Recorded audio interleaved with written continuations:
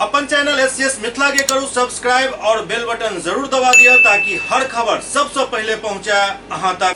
नमस्कार, अहाँ सब देख रहे छी एससीएस मिथिला। हम छी कमलेंद्र झा और खबर के शुरुआत करी और बात करी दरभंगा के पुरान एसएसपी रहल और नया में डीआईजी बन के आयल बाबू राम के, जे दरभंगा के नव डीआईजी के पद पर अपन पदभार ग्रहण कर लेलन और ऐलान कलन जे हमरा एरिया में मतलब एहि प्रक्षेत्र में अपराधी सभक आब खैर नहीं है।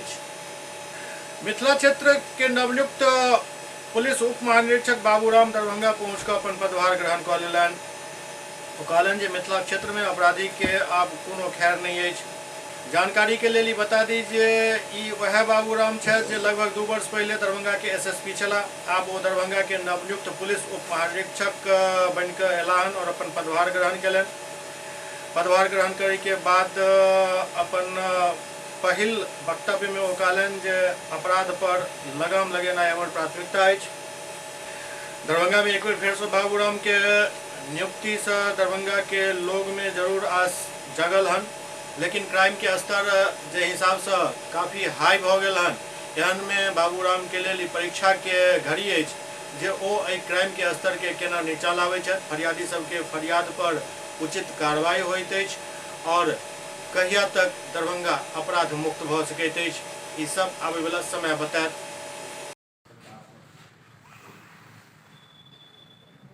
बताओ, तैयार हो जाइए।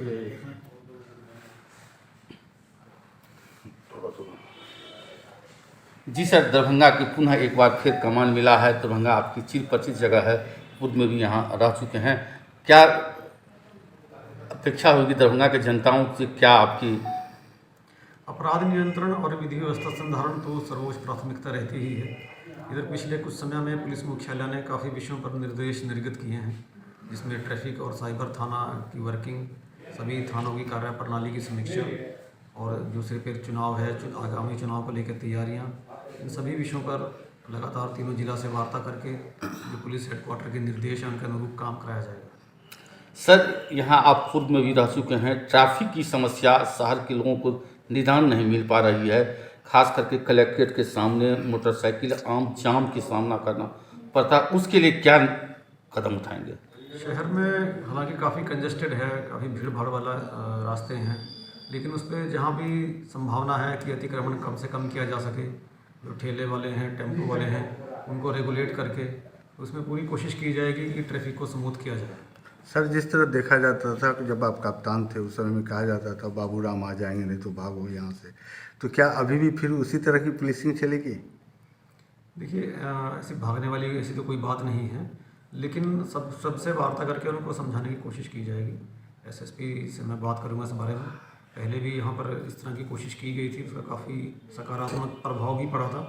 तो जितने भी जो ठेला हैं, जो टेम्पो जहाँ तहाँ खड़ा कर देते हैं बीच में, जिसकी वजह से जाम लगता है, उनको नियमित करके जरूर जाम से मुक्ति दिलाने की पूरी कोशिश की जाएगी। इस क्षेत्र के जनताओं के लिए क्या संदेश देना चाहेंगे? पुलिस पर पूरी तरह से भरोसा रखें और पुलिस की अब मुख्यालय के निर्देश के आलोक में पुलिस कार्रवाई कर भी रही है। सभी पंचायत स्तर पर जो ग्रामीण लोग हैं उनके साथ में व्हाट्सएप ग्रुप भी बनाए गए हैं ताकि लगातार फीडबैक जनता का लिया जा सके, और सभी लोग अपने यहाँ बैठ के ऑफिस में जनता दरबार भी करते हैं ताकि लोगों की समस्याओं को सुन के उसका त्वरित समाधान किया जा सके। तो पूरी कोशिश होगी कि कोई भी व्यक्ति अगर किसी भी रीजन से पीड़ित है, पुलिस के किसी भी स्तर पर अगर उसकी कोई सुनवाई नहीं हो रही है, तो ऐसे लोगों को त्वरित न्याय मिले। और जो जेल के बाहर जो अपराधी हैं उन पर नज़र रखने के लिए मुख्यालय का विशेष निर्देश है ताकि कहीं पर भी अपराध की कोई बड़ी घटना कारित ना होने पाए। सर, इधर 2-3 सालों से देखा गया गोलीबारी की बहुत ही ज़्यादा संभावना चल रही है, तो इस पर किस तरह से अंकुश रखेंगे आप? सभी थाना पे अपराधियों की सूची मुझे विश्वास है जरूर बनी हुई होगी, पहले भी बनी हुई थी, बीच बीच में उसको अद्यतन कराया जाता है, और जितने लोग वांछित हैं उनकी भी सूची बनी हुई है। सभी थाना ने और जिला ने अपनी टॉप 10 जो मोस्ट वांटेड अपराधी हैं उनकी भी सूची बनाई गई है। अभी मुख्यालय ने पुरस्कार की राशि में काफ़ी वृद्धि की है, तो ऐसे जो अपराधी हैं जो फरार चल रहे हैं उनकी गिरफ्तारी के लिए उन पर बड़ी राशि का पुरस्कार घोषित किया जाएगा, और उसकी जो सूचना है वो गांव-गांव तक पहुंचाई जाएगी ताकि आम लोगों का इसमें सहयोग मिल सके। तो आम लोगों के साथ लगातार जनसंपर्क करके एक अच्छा विश्वास का वातावरण कायम करने की पूरी कोशिश की जाएगी। सर शराब माफियाओं के लिए किस तरह का संदेश देंगे? शराब माफिया के विरुद्ध कार्रवाई लगातार प्राथमिकता सूची में रहता है। खासकर जो बड़े माफिया हैं, बड़े सप्लायर हैं, तो उनके विरुद्ध लगातार कार्रवाई जारी रहेगी। सर भू माफिया देखते हैं काफ़ी सक्रिय है। आपपुर में भी जो वरीय पुलिस अधीक्षक थे उस समय से अभी तक भू माफिया पर लगाम नहीं लग रहे हैं, इसके लिए क्या कदम उठाएंगे सर? इस बारे में तीनों जिला से बात कर लेंगे और जहाँ पर भी इस तरह के लोग हैं जो भू माफिया के रूप में गलत गैरकानूनी काम में लगे हुए हैं या लोगों की ज़मीन हड़पते हैं या फिर हिंसा या डराने धमकाने के काम में लगे हैं, तो ऐसे लोगों का जो भी मामला सामने आएगा उसमें कड़ी कानूनी कार्रवाई की जाएगी। सर आपके द्वारा गुड्डा पंजीकरण बनाया गया था, उस काम भी अच्छा हुआ, लेकिन आपके जाने के बाद वो ठप पड़ गया, तो क्या उसकी फिर से संचालन करें? इसमें तो मुख्यालय का बीच बीच में निर्देश भी आता रहता है और समीक्षा होती रहती है कि जो भी अपराधी लोग हैं, जो गुंडा एलिमेंट हैं, उनका गुंडा पंजी में नाम डाला जाए और उन पर निगरानी की कार्रवाई भी की जाए। तो उसमें कार्रवाई की जा रही होगी, हम लोग समीक्षा करेंगे इसकी भी। जब आप यहाँ वरीय पुलिस अधीक्षक थे उस समय में पुलिस बस चलती थी रात को, लेकिन वो अब बंद हो चुका है, क्या आप पुनः चलवाने का प्रयास करेंगे? देखिए बहुत सारे इशू ऐसे हैं जो एसपी के लेवल से एड्रेस होने चाहिए, लेकिन जहाँ मेरे हस्तक्षेप की या उनको सलाह देने की जरूरत है तो उस पर भी हम लोग विचार करेंगे। Thank you. दरभंगा के जाने माने शिशु रोग विशेषज्ञ डॉक्टर ओम प्रकाश के FRCP अवार्ड से नवाजल गेल हन। दरभंगा के प्रसिद्ध शिशु रोग विशेषज्ञ डॉक्टर ओम प्रकाश के डिग्री में अब एक नया डिग्री से हो ऐड हो गया। अब वो FRCP लंदन से हो लिखता और आई डिग्री के उपयोग कर सकता। FRCP प्राप्त केला के बाद डॉक्टर सुशील कुमार उनका सम्मानित कलन, पाक चादर से उनका सम्मानित कलन और आई गौरवपूर्ण बात के लेल वो काफ़ी हर्ष व्यक्त कलन। वो डॉक्टर ओम प्रकाश के एक लेल बधाई भी दिलन। मुझे ज्ञात हुआ कि डॉक्टर ओम प्रकाश को FRCP लंदन की उपाधि से नवाजा गया है, जो कि मिथिला के लिए बहुत गौरव की बात है। और सबसे खुशी की बात यह है कि इन्होंने अपने जीवन पर्यंत जो अपने विषय को, अपने ज्ञान को अपने विद्यार्थियों के बीच में वितरित करने का प्रयास किया, जो ट्रेनिंग इन्होंने भारतवर्ष में फैकल्टी के रूप में दी और जिस डेडिकेशन के साथ ये काम करते हैं, जो ज्ञान वृद्धि के लिए इनका निरंतर प्रयास रहता है, उसको एक रिकॉग्निशन मिला है। यह एक अत्यंत खुशी की बात है। बॉलीवुड के एक गीत छल, ये तेरा घर ये मेरा घर, ये घर बहुत अजीब है। यह है कि अखन चरितार्थ भ रहल अछि दरभंगा एम्स पर, जत ये तेरा एम्स ये मेरा एम्स, ये एम्स बहुत अजीब है वाली स्थिति उत्पन्न भ गेल हन। ताजा मामला ये जे अखबार में एक खबर आयल, दरभंगा एम्स के जे बाधा छल वो दूर भ गेल हन। केंद्र सरकार स्वीकृति प्रदान कऽ देलक अछि। ओहिके बाद दरभंगा के सांसद गोपाल जी ठाकुर पहले पर अपन भड़ास निकालनि, 1.5 हाथ के स्क्रिप्ट भेज दिलन। आब जेडीयू किया पीछा रहता, जेडीयू भी एहि पर खूब राजनीति कर रहल अछि। कखनो संजय झा, कखनो एतऽ के लोकल विधायक और प्रवक्ता सब अपन राजनीति कर रहल छथि। एहि कड़ी में विनय चौधरी भी दरभंगा एम्स के स्वीकृति मिल जाय पर अपन प्रतिक्रिया दैत कहलनि जे बहुत पहले भ जेबाक चाही, 1.5 ही सही लेकिन ई भेल, आब जल्द ही एहि पर काम शुरू भ जायत। दरभंगा एम्स के शोभन वाला जमीन के केंद्र सरकार के स्वीकृति मिल जाय के बाद जेडीयू के तरफ से कहल जा रहा है, अखबार में भी खबर आबि चुकल है। अब दरभंगा के बेनीपुर के विधायक विनय चौधरी एहि पर कहलन हन जे बहुत पहले भ जेबाक चाही, लेकिन चलू देर से आयल दुरुस्त आयल। अब जहन स्वीकृति मिल गई हन तो जल्द ही एहि पर काम शुरू हो जाए। केंद्र सरकार के शर्त में दरभंगा एम्स के 4 लेन कनेक्टिविटी, जमीन समतल को बिजली और पानी की आपूर्ति बहाल के नहीं शामिल छल। हम लोग तो बहुत दिन से ये चाह रहे थे कि उसकी सहमति मिल जाए। 11-12 महीना उसमें देने में जो समय लग गया है, नहीं तो अभी हमको तो लगता है कि अभी तक उसका शिलान्यास समारोह में हम लोग भाग लेते हैं। बहरहाल सहमति उन्होंने दे दिया, स्वीकृति दे दी है। बहुत जल्द उसमें मिट्टी का कार्य प्रारंभ कर देंगे। अभी हाल में हमारे मुख्यमंत्री जी आए थे, दरभंगा DMCH के लिए 2100 बेड का शिलान्यास उन्होंने किया। ये दरभंगा वासी के लिए तो सुख का दिन है कि एक तरफ 2100 दरभंगा DMCH को भी मिल गया बेड और एम्स भी दूसरा हमको मिल गया। ये तो दरभंगा वासी को दो सुविधा मिल गई है, इससे अच्छी बात क्या हो सकती है। ये अच्छा हुआ है कि अब मिल गया है। हम लोग जल्द ही, हम लोग तो कहते ही थे कि हम लोग को जल्दी से स्वीकृति दे दीजिए। हम लोगों ने तो टेंडर प्रक्रिया भी प्रारंभ कर रखा है। अब ये स्वीकृति मिल गई है, सब कुछ डिजाइन वगैरह की सहमति मिल गई है। हम लोग टेंडर को अंतिम रूप का दे करके जल्द से जल्द उस पर काम प्रारंभ कर देंगे ताकि एम्स का निर्माण वहाँ पर जल्द हो जाए। दरभंगा में चल रहा Brajesh Singh memorial cricket tournament में आरा के आलोक 6 बॉल पर 6 छक्का मार कर कीर्तिमान बनेलन। Tennis ball cricket association of Darbhanga के तत्वावधान में आनंद मार्बल द्वारा Brajesh Singh memorial cricket tournament के भव्य आयोजन नागेंद्र झा स्टेडियम में कराल जा रहा है। टूर्नामेंट के उद्घाटन सत्र में दरभंगा के सिटी एसपी सागर कुमार झा पहुंचला और विधिवत शुभारंभ कलन। एहि अवसर पर tennis ball cricket association of Bihar के अध्यक्ष चंद्रकांत झा द्वारा अतिथि के मिथिला परंपरा के अनुसार पाग चादर से सम्मानित किया गया। ओते टूर्नामेंट में भाग लेने वाला खिलाड़ी के साथ परिचय भी नगर पुलिस अधीक्षक प्राप्त कलन। टूर्नामेंट के पहल मैच अररिया और द्वारका नगर मुजफ्फरपुर के बीच खेलल गया। टॉस जीतकर अररिया पहले क्षेत्र रक्षण के फैसला केलक। ओते मुजफ्फरपुर के टीम पहले बल्लेबाजी कर निर्धारित 12 ओवर में 7 विकेट पर 152 रन के स्कोर खड़ा केलक।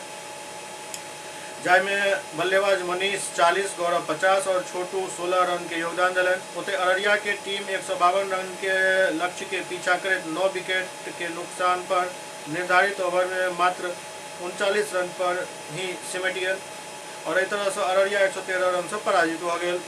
ओते प्रथम दिन के दोसर मैच में ब्रदर 11 आरा पहले बल्लेबाजी करे निर्धारित 12 ओवर में 6 विकेट के नुकसान पर 210 रन के विशाल स्कोर खड़ा कर दिलक। में मनीष ताबड़तोड़ धुआंधार बल्लेबाजी कर 95 रन के योगदान दिलन और मैन ऑफ द मैच बनला। दोसर ओर दरभंगा के टीम मात्र 114 रन ही बना सकल।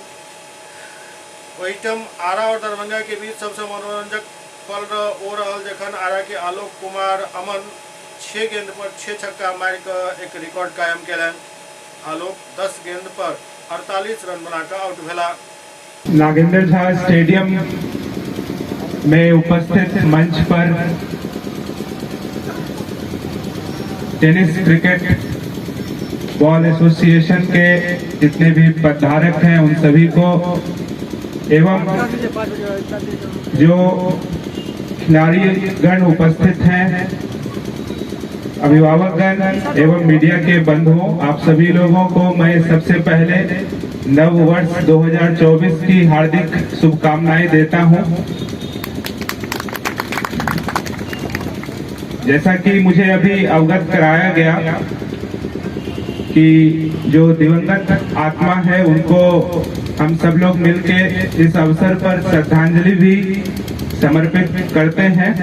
उनके द्वारा जो दरभंगा क्रिकेट के लिए जो योगदान पूर्व में दिया गया है उसके लिए हम सभी लोग ऋणी रहेंगे और यह बहुत ही सौभाग्य की बात है कि उनके नाम से यह टूर्नामेंट जो है वो कराया जा रहा है। एससीएस मिथिला में वक्त हो रहा एकटा ब्रेक के बाद समाचारक सिलसिला जारी है।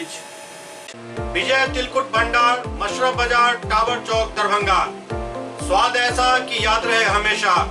हमारे यहाँ गया के मशहूर कारीगरों द्वारा खास्ता एवं स्वादिष्ट तिलकुट तैयार किया जाता है। यहाँ के गजक, गुड़, खोआ और दूध मेवा केसर युक्त तिलकुट यहाँ की विशेषता है।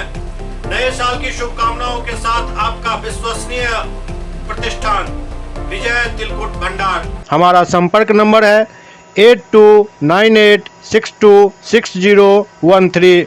दूसरा संपर्क नंबर 6206854154।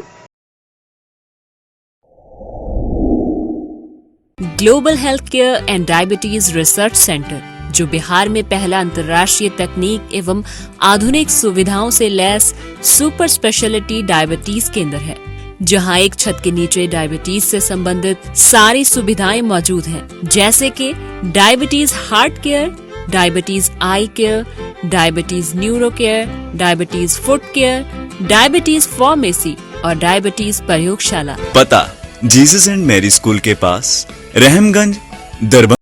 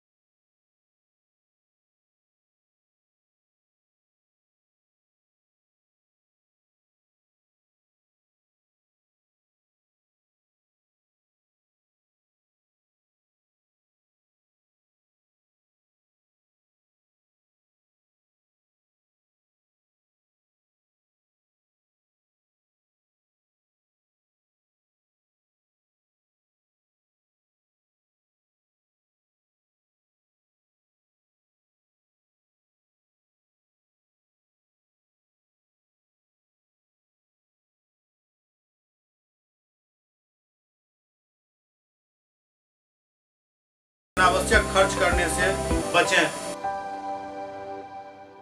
एक ही जगह, एक ही छत के नीचे दांत, मुंह और जबड़ा के संपूर्ण समस्या के इलाज 9 विभाग के विशेषज्ञ डॉक्टर द्वारा कयल जाइत अछि। 3 दशक से भी अधिक से अहाँक सेवा में तत्पर बिहार के गौरव Mithila minority dental college and hospital, Ekmi Ghat, Darbhanga.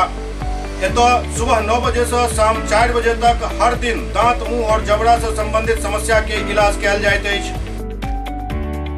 अधिक जानकारी के लिए कॉल करो 9832760000 पर। ब्रेक के बाद पुनः स्वागत है। दरभंगा के लहरिया पोलो मैदान अवस्थित ऑडिटोरियम में उर्दू पर एक कार्यशाला के आयोजन भेल, जेकर उद्घाटन दरभंगा के जिलाधिकारी राजीव रोशन द्वारा दीप प्रज्वलित कयल गेल। एहि दौरान काफी संख्या में उर्दू प्रेमी मौजूद छलाह।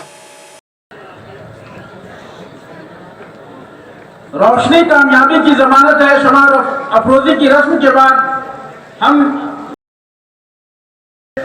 हर जिला में जिला उर्दू जबान सेल के जेर एहतमाम जिला उर्दू नामा की इशाअत होती है।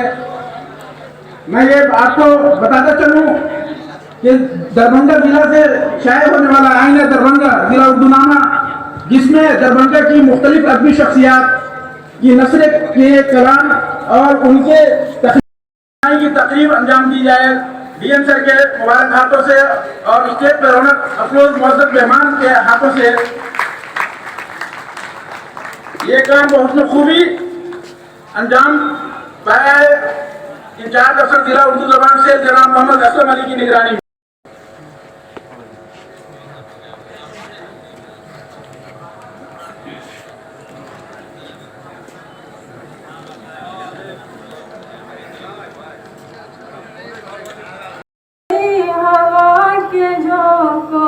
से जिसके दिल की कली खिली है, जो शेर नगमा के गुलजारों में आज कोयल सी कूकती है। हमारी प्यारी ज़बान उर्दू, हमारी नगमों की जान उर्दू, इसी ज़बान में हमारे बचपन ने माँ से लोरियाँ सुनी है। ज़बान होकर इसी ज़बान में कहानियाँ इश्क़ ने कही है। इसी ज़बान के चमकते ही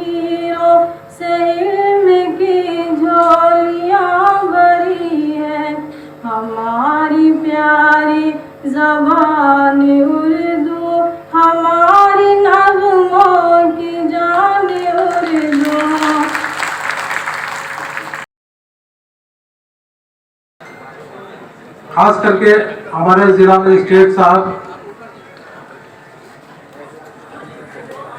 एडीएम सर, मोहतरमा एसडीओ साहिबा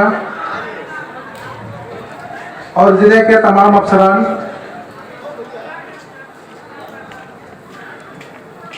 और हमारे सामने तशरीफ फरमा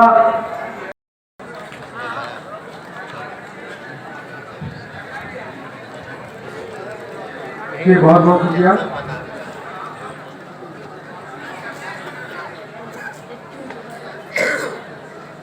आज के इस इस्तकबालिया कलिमात की शुरुआत में एक शेर से करना चाहूँगा। एडीएम सर और इतनी मोहतरमा के अलावा मुख्तलिफ ब्लॉक से आए हुए तमाम उर्दू असातिज़ा का सभी रकम से शुक्रिया अदा करते हैं। हमारा प्रोग्राम 3 हिस्सों पर मुश्तमिल है।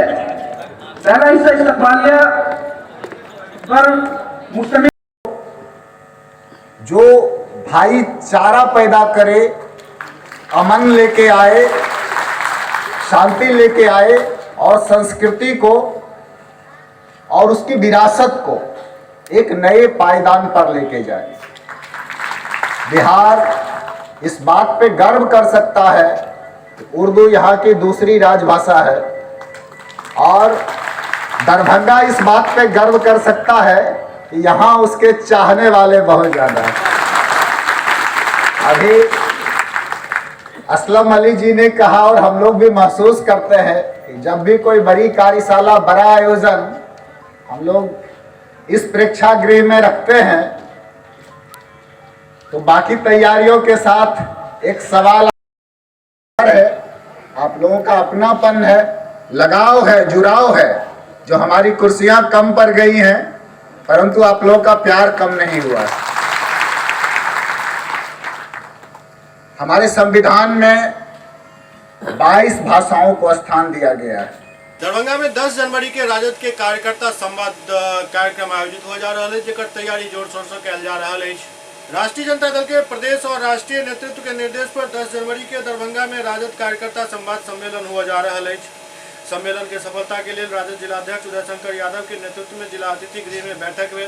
बैठक की अध्यक्षता करल जिलाध्यक्ष कहलन जे कार्यकर्ता संवाद सम्मेलन में बिहार सरकार के मंत्री मोहम्मद इसराइल मंसूरी, पूर्व मंत्री अब्दुल बारी सिद्दीकी और प्रदेश के 6 विधायक सहित प्रदेश के 2 और अध्यक्ष अतिथि रहता। उतरे दरभंगा के युवा राजद के प्रधान महासचिव प्रवीण यादव कहलन जे जिलाध्यक्ष उदय शंकर यादव के नेतृत्व में संवाद कार्यक्रम के लोक अध्यक्षता में बैठक चल रहा है। बैठक में जो भी निर्णय लेल जाए युवा राजद दरभंगा और निर्णय में बढ़ चढ़ कर हिस्सा ले और कार्यक्रम के सफल बनाए। राष्ट्रीय जनता दल के प्रदेश एवं राष्ट्रीय नेतृत्व ने यह तय किया है कि 10/1/2024 को राष्ट्रीय जनता दल कार्यकर्ता संवाद सम्मेलन करने जा रही है, जिसमें बूथ स्तर तक के कार्यकर्ताओं की यह मिशन है जो उसको लाकर और नेता संवाद करेंगे, जिसमें प्रदेश से लगभग 1 दर्जन नेता इस मिथिलांचल के धरती दरभंगा में आ रहे हैं। उसी का कार्य का प्रारूप कैसे तैयार हो जो 40 जिला में दरभंगा सबसे अव्वल हो, उसकी तैयारी हो रही है। किस तरह की तैयारी रहेगी 10 तारीख को? निश्चित रूप से यहाँ 85,396 बूथ स्तर तक के वर्कर्स बने हैं राष्ट्रीय जनता दल के, तो निश्चित रूप से बड़ी तैयारी होगी। और हमको तो लगता है जो हम लोग अगर कोई साधन मुहैया नहीं कराएंगे तो 10,000 लोग आ जाएंगे। कौन कौन बड़े नेता रहेंगे? नेता में है ये इसराइल मंसूरी साहब, माननीय मंत्री जी, माननीय पूर्व मंत्री अब्दुल बारी सिद्दीकी साहब हैं और 6 माननीय विधायक हैं, 2 प्रदेश के अध्यक्ष हैं, यही लोग हैं। दरभंगा के जिला अध्यक्ष श्री उदय शंकर यादव जी के नेतृत्व में आज हम लोग का बैठक है कार्यक्रम को तैयारी को लेकर के, और जो निर्णय अभी हम लोग को बैठक में लिया जाएगा उस पर हम लोग युवा राजद दरभंगा बढ़ चढ़ के उसमें भाग लेगी और हम लोग मजबूती के साथ इस कार्यक्रम को करने का काम करेंगे। किस तरह से युवा राजद जो सभी दिख रहा है? जैसे कि हम लोग का पूरे प्रखंड के जो भी कमेटी हैं पूर्व में और वर्तमान में जो भी है सभी लोग उस कार्यक्रम में, क्योंकि ये कार्यकर्ता सम्मेलन है तो सारे वर्कर जो हम लोग हैं सभी लोग कार्यक्रम में शामिल होंगे और जो हम लोग को जिम्मेवारी दिया जाएगा माननीय जिलाध्यक्ष जी के द्वारा हम लोग उसको बखूबी निभाने का काम। भगवान श्री राम के ससुराल मतलब जनकपुर से 1100 भार लोक भरिया सब अयोध्या के लिए प्रस्थान कलन। रास्ता में कई जगह लोग सब भरिया सब के स्वागत कलन, मंगल गान गलन। रक्सौल में भी भव्य स्वागत कल गेल। मोतिहारी के भारत नेपाल सीमा स्थित रक्सौल में नेपाल से पहुंचल भार रथ जहां बिहार के मोतिहारी से होकर गुजर कर अयोध्या तक पहुंच चुकल है। दरअसल मिथिला से अवध के लेल ई भार यात्रा चलल छल, जे जनकपुर से यात्रा निकलल।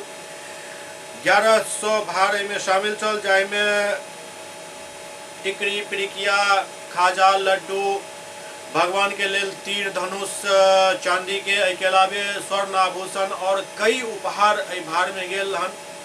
रास्ता में हर जगह लोग सब एक स्वागत कलन। रक्सौल में स्वागत के लिए स्थानीय सांसद डॉक्टर संजय जायसवाल, विधायक प्रमोद कुमार सिन्हा एवं बजरंग दल और विश्व हिंदू परिषद के नगर संयोजक दिग्विजय पार्थ, सीमा जागरण मंच के महेश अग्रवाल, भारत विकास परिषद के उमेश सिकारिया, बीजेपी नेता इंजीनियर जितेंद्र कुमार, राकेश कुशवाहा, राजकिशोर राय, गणेश मस्करा, पूर्णिमा भारती, कन्हैया सर्राफ, अशोक वैद्य के साथ हजारों रक्सौल नगरवासी एवं वीरगंज नगरवासी भारतीय सीमा के रास्ते भार जहिना पहुंचल स्वागत कलन, फूल वर्षा कलन, फूल माला पहिरा कर सबके हौसला बढ़ेलन।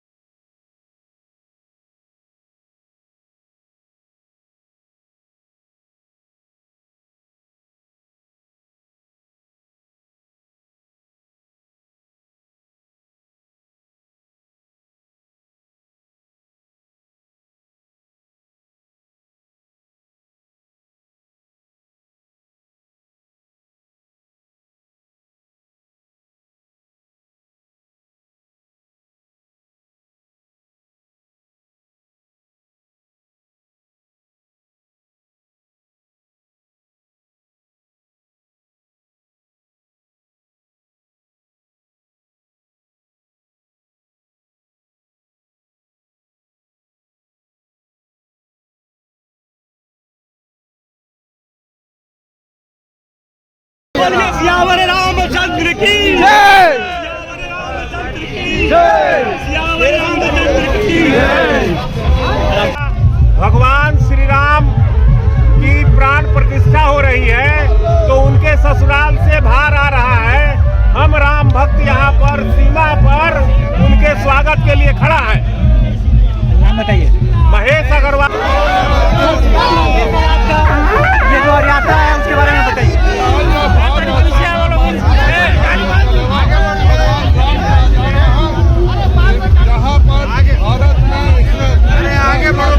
आपको पता ही है हमारे राम जी जो है जनकपुर का दामाद है, तो हमारे सीता जी के मायके से हमारा फर्ज भी बनता है जो वहाँ पर एक नवनिर्मित राम जी का घर यानी कि रामलला का मंदिर बना है जो 22 जनवरी को विधिवत समुद्घाटन और प्राण प्रतिष्ठा होगी। उस अवसर पर जनकपुर सदियों से त्रेता युग से भी एक राम जी का ससुराल है जहाँ शादी रचा गया था और सीता जी से संजोग बना शादी हुआ। उस भूमि से हम लोग किशोरी जी, सीता जी बेटी और बहन की नाते हम लोग सौगात स्वरूप भार ले जा रहे हैं, घरवासक भार, जिसमें हर एक पकवान, आभूषण, गौर गहना, भाड़ा बर्तन, कोई वस्त्र आदि इत्यादि जितने भी होती है बेटी की घर में देने वाले वस्तु, वो सारे वस्तु। अच्छा, लगभग कितने थान गहना जा रहा है माँ सीता के लिए? अब ऐसे हम कोई लिस्ट तो नहीं कहूँगा, लेकिन ऐसा कुछ भी नहीं है जो छोड़े हूँ, और जनकपुर वाला कभी नहीं छोड़े। नेपाल में भी प्रेम और प्रेम जा रहा है यहाँ, प्रेम जा रहा है। नेपाल में बहुत उत्साह है राम मंदिर को लेके। 550 साल की जो तपस्या, नेपाल नहीं विश्व में उत्साह है। ये हिंदू सनातनों के लिए भगवान राम के ससुराल में किस तरह का माहौल है? भगवान राम की ससुराल तो एक फर्ज बनता है। माहौल क्या होगा, जो हमारे सीता दीदी एक टेंट में रह रही थी, और इतने वाले महल महारानी जनक बाबा का बेटी होकर के, तो हम लोग दुल्हा राम का घर बन रहा है, जिसमें हमारे दीदी भी उसमें जा रही है ससुराल में। दीदी का घर बनना हम लोग के लिए इससे बढ़कर क्या सौभाग्य होगा। चलिए एक बार दोसर तरफ लवकुश रथ मोतिहारी पहुंचल, जहां भव्य स्वागत कयल गेल। लवकुश रथ के मोतिहारी पहुंचे पर भव्य स्वागत कयल गेल। पश्चिम चंपारण के वाल्मीकि नगर से सुगौली होत मोतिहारी पहुंचल ई रथ अवधेश चौक स्थित कोल्हरवा में भाजपा के जिला मंत्री विनोद कुशवाहा के निवास स्थान के निकट पहुंचल। लवकुश रथ के स्वागत के लिए काफी संख्या में महिला और पुरुष मौजूद चला। लोग रथ पर पुष्प वर्षा कर रथ के साथ चलत रहा। एहि दौरान जय श्री राम के नारा से पूरा इलाका गुंजायमान रहा। मोतिहारी के बाद लवकुश यात्रा सीतामढ़ी के पुनौरा के लिए निकल पड़ल। लवकुश यात्रा में पटना से चलल नरेश महतो बतौलन जे विगत 2 जनवरी के भाजपा के प्रदेश अध्यक्ष सम्राट चौधरी पटना में भगवा ध्वज दिखाकर लवकुश रथ के रवाना केलन। लवकुश रथ राज्य के सब जिला में भ्रमण करत आगामी 22 जनवरी के अयोध्या धाम पहुंचत। एहि रथ यात्रा के उद्देश्य है जे लवकुश भगवान राम के पुत्र छथि, एहि राज्य के लवकुश समाज भगवान राम के अपन पूर्वज मानते हैं, और प्रधानमंत्री नरेंद्र मोदी भगवान राम के मंदिर के निर्माण कराकर आगामी 22 जनवरी के प्राण प्रतिष्ठा के यजमान रहता। जाहि दिन अयोध्या आबे के लेल सनातनी के आह्वान कयल जा रहा है। अयोध्या नहीं जाए वाला 22 जनवरी के अपन घर में श्री राम ज्योति जलेता।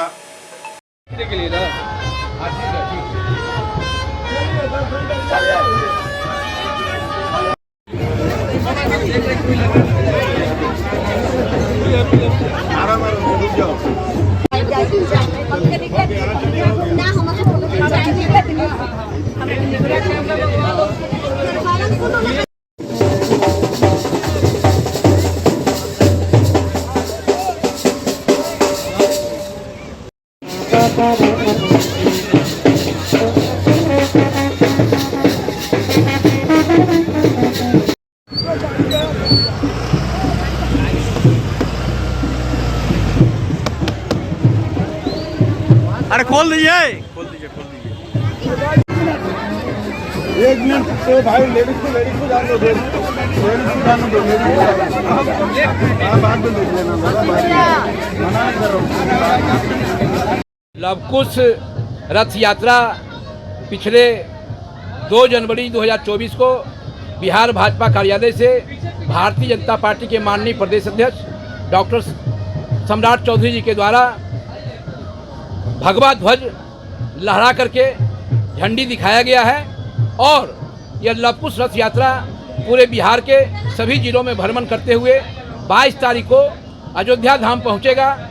तो लवकुश यात्रा निकालने का लवकुश समाज बिहार प्रदेश का मकसद यही है कि लवकुश भगवान राम जी के पुत्र थे, और लवकुश समाज बिहार के समाज का मानना है कि भगवान राम हम लोग के पूर्वज थे, और हम लोग के पूर्वज का श्री राम जन्मभूमि स्थान पर भव्य राम मंदिर माननीय प्रधानमंत्री आदरणीय नरेंद्र मोदी जी के शासनकाल में बन के तैयार हुआ है।